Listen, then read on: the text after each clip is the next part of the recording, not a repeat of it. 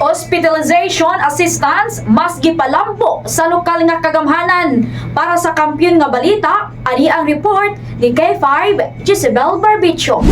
Mas gipalambo karon sa lokal nga kagamhanan sa Dakbayan San Carlos ubos sa liderato ni Mayor Rene Gostilo ang hospitalization assistance. Kini human gi-aprobahan ang gi-amyendahan niya mga polisiya o guidelines. Giuna sa pagpalambo sa syudad ang hospitalization outpatient assistance nga may gigahin niya 10,000 pesos alang sa usa ka tuig. Mato di Charlene Paul Anlap, San Carlos City Administrative Officer.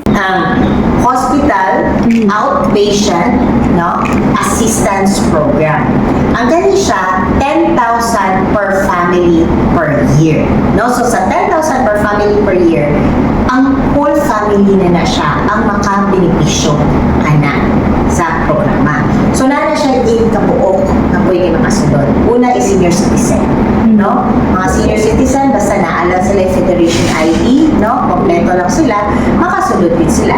Then, ikaduha, PWD, of any disabilities. Ikatulo, naapod siya ang ginatawag na CICN. Mga children in conflict. SWD na lang ang nag-suporta sa ilaha, so na siya sa CICN. Then, ang PWD, mga PDL.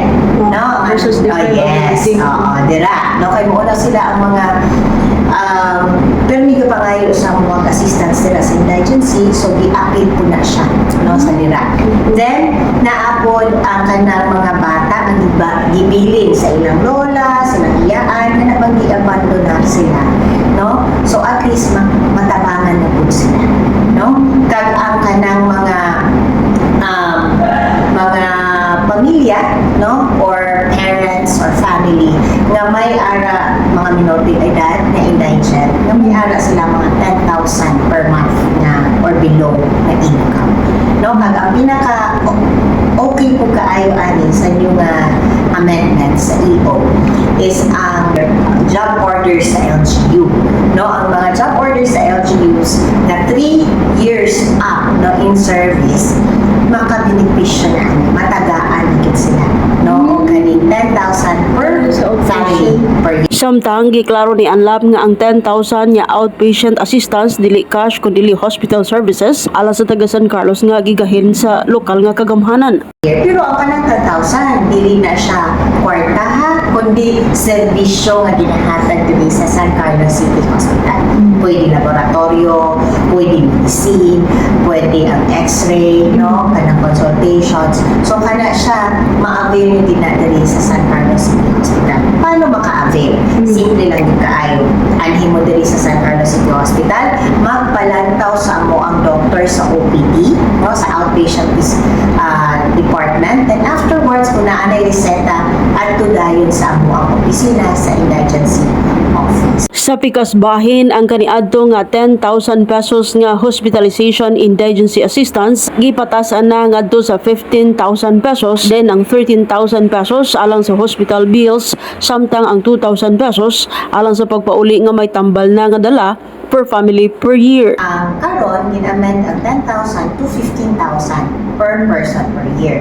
Sa 15,000, 13,000 ang hospital bill ma-minus, kag ang 2,000 going home medication. Kaya ang sa 2021, 1,000 naman to ang going home medication. So karon ipatasan nato ito 2,000, kay mahal naman yun ang mga medicines. Pero ang kanang magud-ani nga programa, kay pag-uwa sa pasyente, na siya bitbit nga iyahang tambal. Dili na siya dapat mulinya pa kung bisag asa, mangayo, kung asa pa siya pwede makapangayo.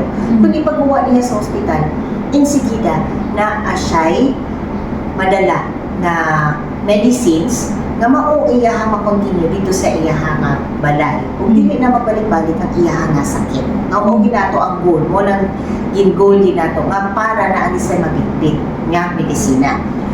Dugang pa ni Anlap, gi-propose nila kini ngadto ni Mayor Rene Gostilo tuig 2025 o karon tuig 2026 gi-aprobahan. Kini si K5 Jezebel Barbicho para sa Kampiyon nga Balita, Serbisyo Publiko o Kalingawan sa Negros. K5 News FM. Para sa uban pang mga balita, tutok lang sa DYGM K5 News FM San Carlos 95.7. Ako si K5 Pamela Pirater, maayong adlaw.